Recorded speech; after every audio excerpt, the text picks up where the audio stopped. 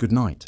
Imagine it's the year 1885, and you're standing in your bedroom, surrounded by heavy velvet drapes and the faint smell of lavender water.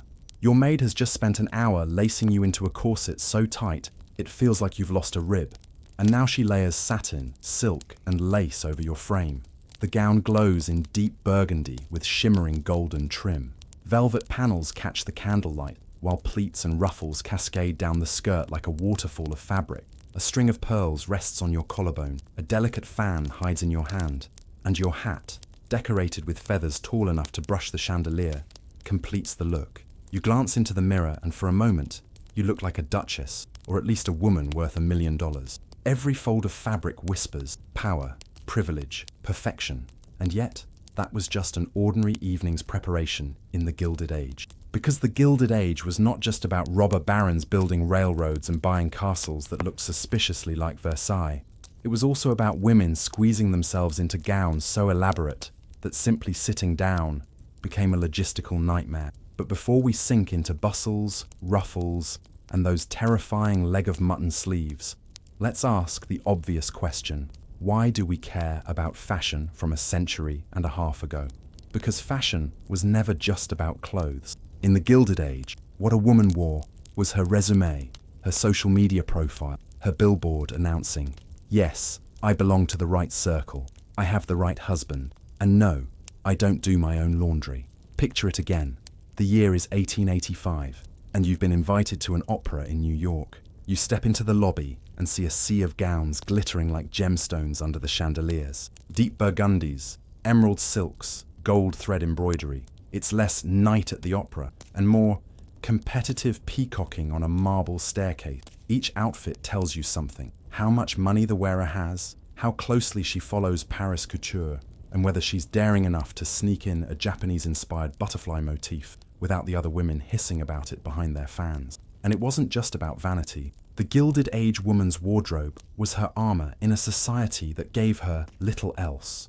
She couldn't vote, she couldn't run for office, and she certainly couldn't inherit Standard Oil, but she could show up at a ball wearing Charles Frederick Worth, and suddenly she mattered. Fashion became both a cage and a weapon, squeezing the body into corsets, but also giving women a visible kind of power.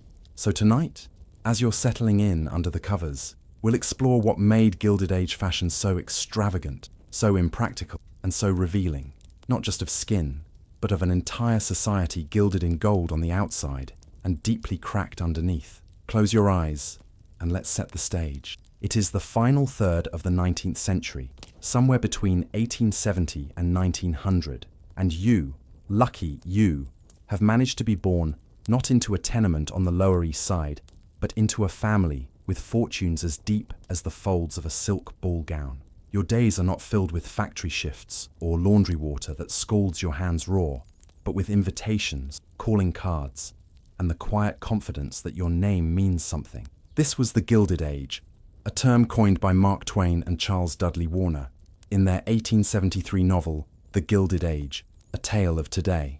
They chose the word deliberately. To gild is to cover something ordinary in a thin sheen of gold. Beautiful, yes, but also deceptive. Beneath the glitter lay political corruption, squalid tenements, exploitation of labor, and a yawning chasm between rich and poor. By 1897, the richest 1% of Americans controlled more than half the nation's wealth, while immigrants crammed into airless apartments, documented by Jacob Riis in photographs that shocked polite society. But if you were in that top 1%, oh, what a life it was. Imagine your summer cottage being Marble House in Newport, Rhode Island, built by Alva Vanderbilt and modeled shamelessly on the Petit Trianon of Versailles. Imagine hosting dinner beneath ceilings imported from France, walking on floors pried loose from a European chateau, and posing for a portrait by the best artist money could buy, because being painted like royalty was the closest thing to a coronation in this democracy. And of course, fashion was central. Thorstein Veblen, the economist who coined the term conspicuous consumption, understood that you were not just buying clothes, you were buying visibility. Your gown was not designed for practicality, who cared if you could walk, but for signaling your place in the social order. Every yard of velvet and every imported pearl was part of a larger theatre, in which wealth was not merely owned, but displayed. Now picture yourself in that theatre. It is a Tuesday afternoon in New York, and you are not scrubbing dishes, but attending a tea. The parlour is upholstered like a jewel box. Heavy curtains in olive and burgundy, carved furniture padded with silk brocade, tassels on every cushion. And there you sit, your gown echoing the very decor. Deep colours, draped fabrics, fringe swaying when you so much as lift a teacup. You blend into the room like a perfectly chosen ornament, because in many ways you are. Yet the extravagance had a dark counterpart. Political corruption ran rampant. Urban bosses and robber barons carved up fortunes while workers endured hours that would break a horse. Jim Crow laws flourished in the South, entrenching segregation. Strikes and labour protests were common, but from the vantage point of your opera box seat, the unrest was distant, muffled, almost invisible. For those at the top, gilded meant safe, insulated, untouchable. This was the paradox of the Gilded Age. It was a time of astonishing privilege for a few, made possible by astonishing hardship for many. And fashion was both symptom and symbol of this divide. The gowns you wore were stitched not only with silk from lion, but with the labour of unseen hands. Immigrant seamstresses in New York factories, working 12-hour days for pennies. Your ball gown glittered because someone else went without. Still, when you caught your reflection in a gilded mirror, that truth was easy to forget. What you saw was a woman adorned in layers of fabric so heavy they altered the shape of your body, narrowed your waist to impossible proportions, and transformed you into something sculptural, statuesque, and undeniably striking. So, as we step further into this story, imagine yourself not as a historian peering back at dusty garments in a museum case, but as their original wearer. Imagine the weight of the skirt, the tightness of the corset, the way heads turned when you entered a room. This was not just fashion, it was your currency, your identity, and your armor in a gilded world. Now that you are securely wrapped in privilege, let us dress you properly, and by properly, I mean in a bustle. Because if the Gilded Age had a silhouette, it was the bustle, that improbable shelf jutting out from the back of a woman's gown, turning every exit from a room into a grand performance. Let's begin in the early 1870s. Hoop skirts of the 1860s had already shuffled fabric toward the back, but the bustle took it further. Picture yourself in front of your maid. She ties on a short overskirt, puffed in back like an apron gone rogue, and secures it with a wide belt topped with a bow big enough to be visible from the balcony. Your gown is not just clothing, it is sculpture, engineered architecture made of fabric, whalebone, and sometimes even metal supports. The colours, think jewel tones, burgundy, emerald, deep olive, brown with golden sheen. These were not shy shades. For summer or evening wear, you might lighten to cream or soft rose, but the overall impression was always richness, fabric that looked expensive because it was. And not just one fabric, mind you. Monochrome did not mean simple, it meant layers, satin next to matte faille, velvet panels tucked between, each reflecting light differently, each adding depth and texture. As the decade passed, the bustle evolved, the giant poof lowered, bodices lengthened, and by the 1880s the lines smoothed out, until suddenly, as if fashion itself missed the drama, the bustle returned bigger than ever. Between 1884 and 1886, it was said you could rest a teacup on the shelf at the back of your gown. No one believed this was natural. That wasn't the point. Nature was irrelevant. Fashion was about spectacle. Design elements abounded. Drapery that cascaded like theatre curtain. A symmetry that kept the eye moving. Ruffles and pleats multiplying until your skirt looked like it had been folded by a particularly enthusiastic origami art. Shirring created ripples of fabric across bodices. Tassels and fringe borrowed shamelessly from upholstery. And beads, embroidery and lace piled on top, until the overall effect was not so much minimalism as maximalism squared. Imagine standing in such a dress. You could not slouch. The corset forced you upright. The bustle forced you backward. The fabric forced you to move slowly, deliberately. Every step became a performance, and that was the point. Clothes were not designed to be comfortable. They were designed to announce you. And then there was couture. Charles Frederick Worth, the Englishman in Paris, had invented modern haute couture. He dictated trends, collaborated with silk weavers in Lyon, and created gowns so expensive that only the wealthiest Americans could buy them. But buy them they did. because owning a Worth gown was as much about status as owning a railroad. If you wore Worth, everyone knew it. And if you couldn't afford him, you settled for one of his Parisian rivals, because American society demanded allegiance to French fashion. Worth and his contemporaries drew inspiration from the past. Sleeves borrowed shapes from Rembrandt portraits. Skirts echoed 18th century Polonaise style, and bodices mimicked men's waistcoats of the 1700s. To modern eyes, it looked as though history had been put into a blender and poured onto a woman's body. Yet it worked, because extravagance was the guiding principle. Let's not forget the setting. When you entered a Gilded Age parlor, every surface was upholstered, fringed, draped. The dress you wore echoed the room itself, layered, heavy, overdone. Imagine sitting on a velvet chair, your burgundy skirt pooling onto the carpet, your fringe matching the tassels on the curtains, your beading glittering in rhythm with the chandelier. You were not just part of the decor, you were the decor, alive and breathing, yet arranged like art. For the modern woman listening now, it may be hard to imagine the sheer weight of it all. We think of fashion as empowering when it is comfortable, when it lets us move. But here, empowerment came from the opposite, restriction. The tight corset and elaborate skirt created a figure that society read as desirable, dignified, even commanding. In a world where you had little voice, your gown spoke for you. Let's leave New York for a moment and cross the Atlantic. Because if you wanted to be truly fashionable in the Gilded Age, you had to go to Paris. Not Boston, not Philadelphia, not even Newport, Paris. Picture yourself stepping into the grand salon of Charles Frederick Worth, an Englishman who had the audacity to reinvent French couture and succeeded. Mirrors reflect candlelight, velvet curtains hush the sound of footsteps, and mannequins stand draped in fabrics so expensive you hesitate to breathe too close to them. A maid adjusts your gloves, while Worth himself strides into the room, not to ask what you want, but to tell you what you will wear this season. He was not just a dressmaker, he was a dictator of style. Worth invented modern couture as we know it. Seasonal collections, live models to show off gowns, collaborations with Lion silk manufacturers who wove fabrics designed specifically for his creations. Your gown would not simply be sewn from a bolt in a shop window. The fabric itself was a one-of-a-kind artwork. Imagine a satin embroidered with Japanese butterflies, their wings shimmering as you moved, or a velvet so deep in tone it looked like liquid shadow.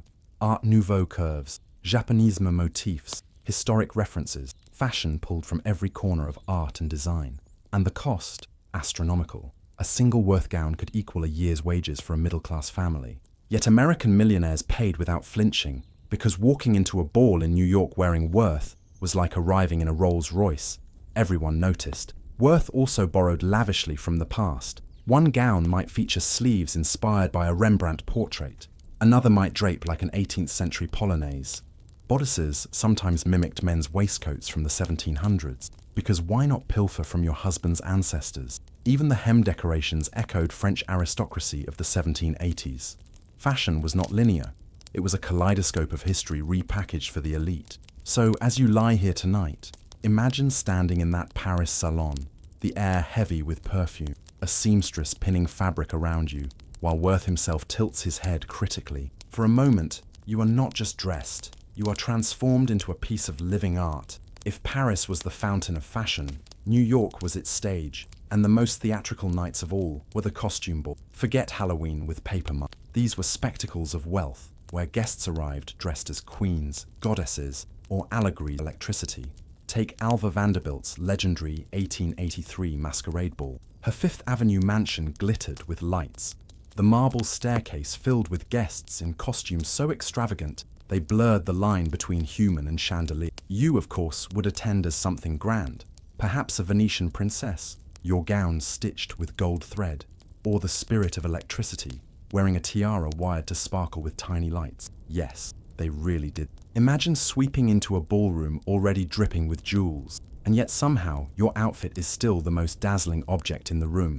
Costume balls were more than parties, they were auditions. A successful appearance meant your name would be written up in the gossip columns, your costume praised, your place in society secured. A failed costume, too plain, too awkward, too historically inaccurate, could make you the subject of whispers for weeks. Fashion here was a duel, fought with fabric.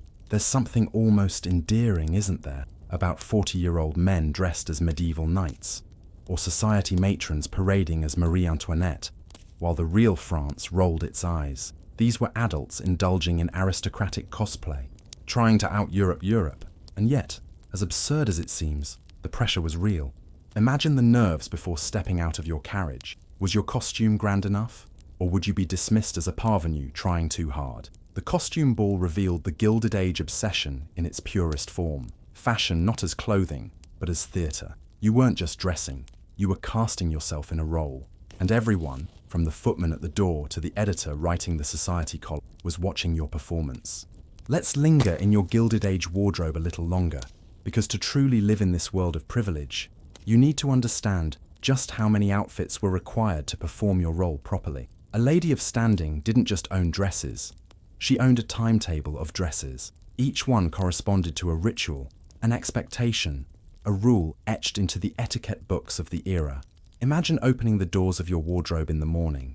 Inside is not a row of identical dresses, but a rainbow of silks, satins, velvets, and laces. They hang in order, almost like a military parade, each one waiting for its assigned duty. To put on the wrong dress at the wrong time would be as scandalous as forgetting your lines on stage. Morning wear came first, and it was your secret indulgence. Imagine something flowing and soft, often in cotton or lawn fabric, unstructured, sometimes trimmed with lace. It was the only moment of the day when your ribs could expand freely before the corset was laced tight. Picture yourself gliding through your bedroom in pale colours, your hair still loose, sipping chocolate or coffee by the window.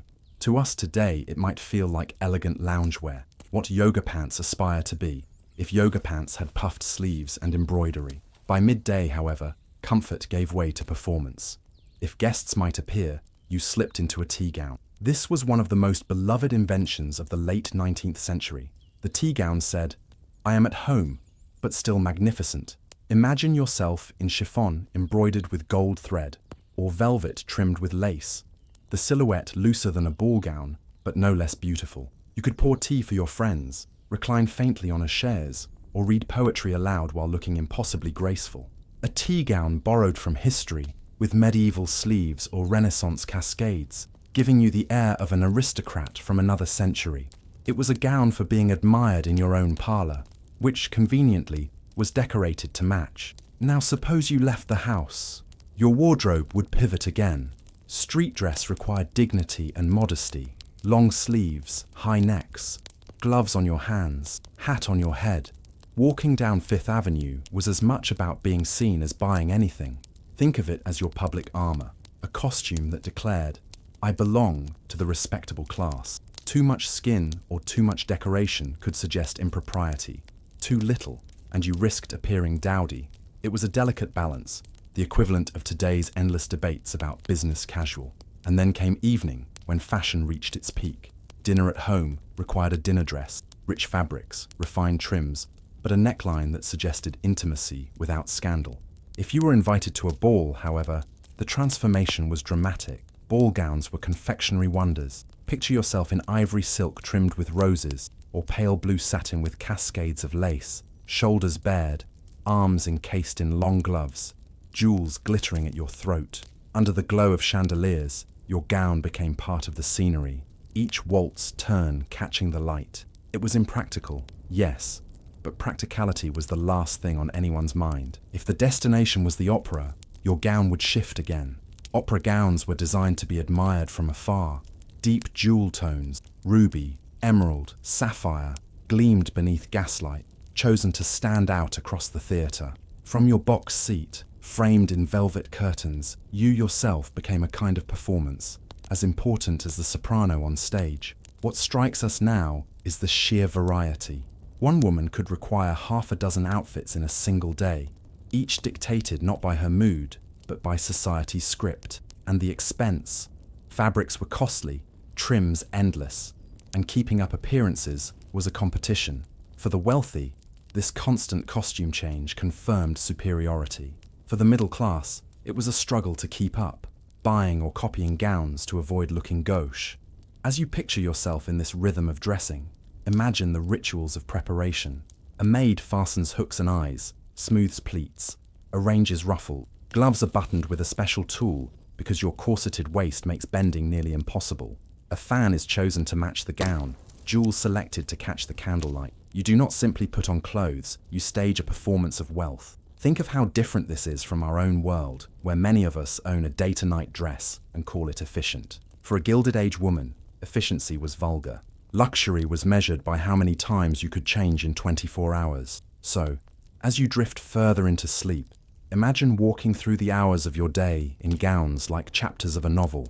Soft morning cotton, flowing tea silk, respectable street attire, radiant ball gown, jewel-toned opera dress, each one another line in the language of wealth, spoken fluently by every fold of fabric. Let's pause to consider what all this dressing really meant. Economist Thorstein Veblen called it conspicuous consumption, the deliberate spending of money on things not because you needed them, but because you wanted the world to know you could afford them. Fashion was conspicuous consumption, stitched in silk.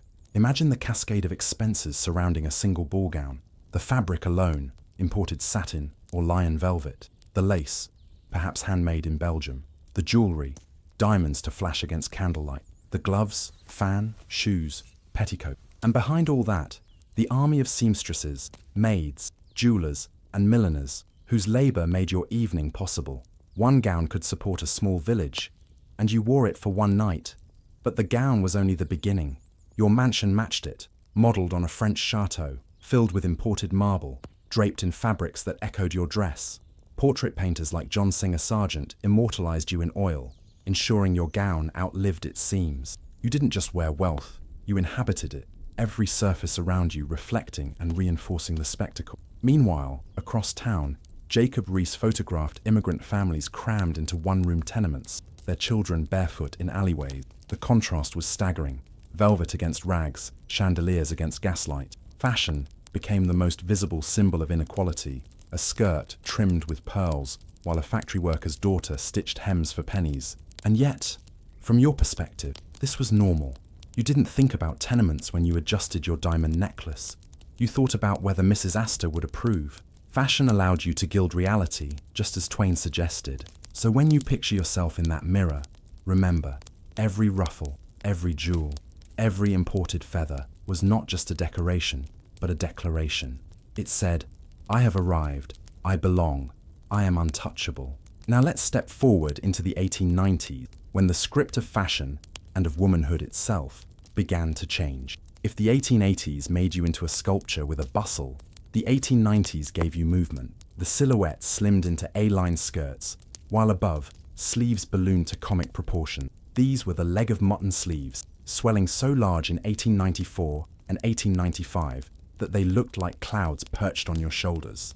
At first glance, it may seem ridiculous, but fashion is always about symbolism, and these sleeves signaled something new, presence. In a society where women were told to be invisible, their sleeves suddenly occupied space. They demanded attention, and this shift reflected a deeper change, the arrival of the new woman. Unlike her mother, confined to parlors and ballrooms, the new woman ventured outside. She went to college. She joined reform movement. She worked in offices as a typist or stenographer. She played tennis and golf, daring to sweat in public. She even climbed onto a bicycle, scandalizing onlookers while feeling, perhaps for the first time, the rush of self-propelled speed. And for all of these new roles, she needed new clothes. Imagine yourself now in a tailored suit, jacket fitted to your waist, skirt long enough for propriety but short enough to walk briskly, blouse or shirtwaist tucked neatly beneath. It borrowed from men's wardrobes but softened with bows, lace, or feminine collars. You could move in it, you could work in it. Most importantly, you could be taken seriously in it. The shirtwaist in particular became iconic. Mass-produced, affordable, and versatile, it crossed class lines. College students wore them, teachers wore them, secretaries wore them. They came in stripes, plaids, florals, endless variations. For many women, it was the first time fashion felt democratic. You didn't need Vanderbilt money to look modern. A shirtwaist and skirt would do. Now picture yourself on a bicycle. Your skirt is cleverly divided into culottes, or you're bold enough to wear bloomers with a modest overskirt. You push off, and suddenly the city blurs by. Ribbons from your hat fly in the wind. Your cheeks flush with freedom. Susan B. Anthony declared that bicycles had done more for women's emancipation than anything else, and you can feel why. The world no longer confines you to a parlor. You can travel it on your own two wheels. But not everyone applauded. Satirical cartoons mocked women in mannish clothing, suggesting they were abandoning femininity altogether. Some critics argued that tailored suits and bicycles were gateways to suffrage, which, spoiler alert, they were.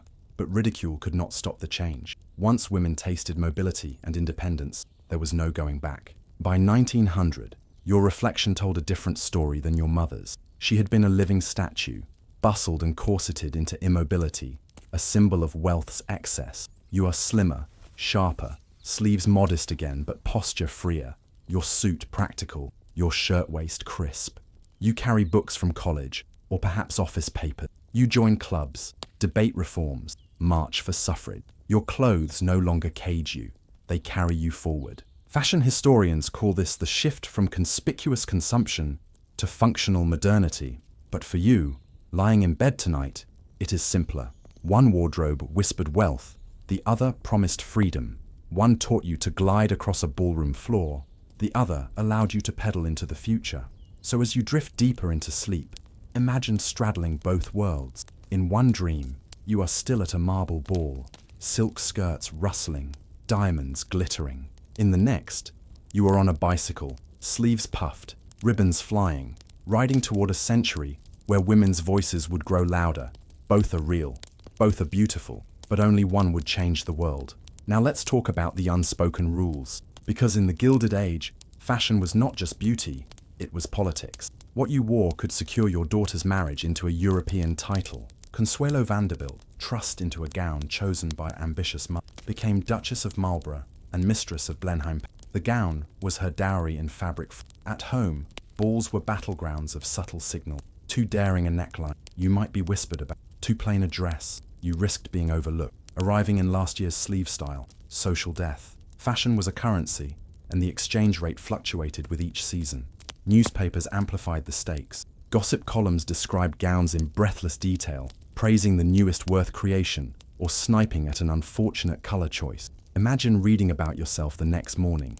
Mrs. X wore a gown of pale satin embroidered with violets, charming though perhaps a shade too daring. Fashion was reputation management printed for all to see, and it was exclusionary. The right gown could admit you into Mrs. Astor's ballroom. The wrong one marked you as an outsider. Immense wealth alone wasn't enough. You had to know the codes, the shade of your silk, the cut of your bodice, the drape of your train, all whispered messages in a language outsiders couldn't speak. For women especially, this mattered. They had no vote, little legal power, and few options for independence. But a gown could open doors that nothing else could. It could secure a marriage, an invitation, a reputation.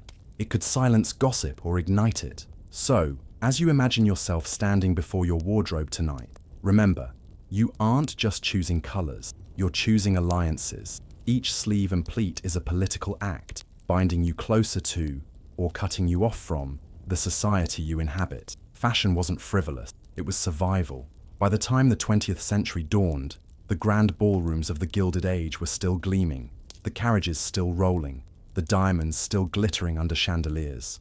But fashion itself was whispering something new. The heavy layers of ruffles, bustles, and tassels that once defined wealth were slipping into memory. In their place came something leaner, sharper, and, dare we say, more modern. Picture two women side by side. One reclines languidly in a painting from the 1880s, draped in a bustle dress so elaborate it seems to weigh more than she does. Her waist is laced into submission. Her skirt explodes behind her in a cascade of pleats. Her jewelry drips like frosting on an already over-decorated cake. She is beautiful, yes, but static, ornamental, frozen in her role as a symbol of someone else's fortune. Now look at Edith Minturn Stokes, painted in 1897 by John Singer Sargent alongside her husband. She stands, not reclines. Her body is poised with energy, her gaze alive. Her clothing is simple by comparison. A white shirtwaist tucked into a tailored skirt. There are no bustles, no velvet draperies, no fringe. And yet, the effect is powerful. She looks like she could step off the canvas, walk into the street, and start a movement. That contrast is the story of fashion's journey from gilded excess to modernity. The 19th century began with women dressed as statues of wealth. It ended with women dressed as participants in the world. The elaborate gowns of the Gilded Age had embodied conspicuous consumption, but the shirtwaist and tailored suit embodied something else: practicality, independence, even a whisper of equality. The change was not just aesthetic, it mirrored society itself. As women began to attend college, work in offices, and join reform movements, they needed clothing that allowed them to move. The bicycle, with its culottes and bloomers, became a symbol of liberation. The shirtwaist blouse, affordable and universal, became a badge of modernity. Fashion followed women into the public sphere instead of confining them to the parlor. Of course, the wealth disparity remained. The richest families still paraded through Newport cottages, still hosted lavish balls, still ordered Paris gowns by the trunkful. But by 1900, their daughters were often less interested in masquerading as European duchesses, and more interested in striding into the future on their own terms. And so, the Gilded Age left us with a paradox. On one hand, it gave us the most extravagant, impractical fashions imaginable. Bustles that could balance teacups, gowns heavier than their wearers, sleeves that defied geometry. On the other, it ushered in the modern woman, educated, active, ambitious, whose clothes reflected her changing role in society. Tonight, as you imagine yourself moving between these two worlds, think of fashion not as frivolity, but as history written in fabric. A bustle dress told one kind of story, a shirtwaist another. Together, they reveal how women navigated a society gilded in gold, yet cracked underneath. Fashion was both cage and key, both mask and mirror. And as the century turned, it began to unlock something new. And so, we close the wardrobe of the Gilded Age. You've tried on the velvet bustle gowns, heavy with ruffles and fringe. You've twirled in a ball gown beneath chandeliers, posed in a Worth creation in Paris, and even bicycled into the future with your shirtwaist sleeves puffed like clouds. The story of fashion in the Gilded Age is, in the end, a story of transformation. From excess to elegance, from confinement to liberation, from static beauty to dynamic presence. It reminds us that clothing is never just clothing. It is language, armor, aspiration, and identity. As you lie here now, perhaps you can feel the weight of velvet skirts melting into your blanket, the shimmer of pearls giving way to the softness of your pillow. The bustle, the corset, the gloves, the jewels, they can all be set aside. You don't need to keep up with Mrs. Astor tonight. You don't need to outshine the chandeliers or impress Charles Frederick Worth. All you need is rest. So let the rustle of silk become the rustle of your sheets. Let the candlelight of a ballroom become the dim glow of your bedside lamp. Let the chatter of society fade into the quiet rhythm of your breath. The Gilded Age women, whether statuesque in bustles or striding in shirtwaists, carried the weight of their times in fabric. Tonight, you carry nothing at all. Just stillness, just softness. Just sleep. Good night.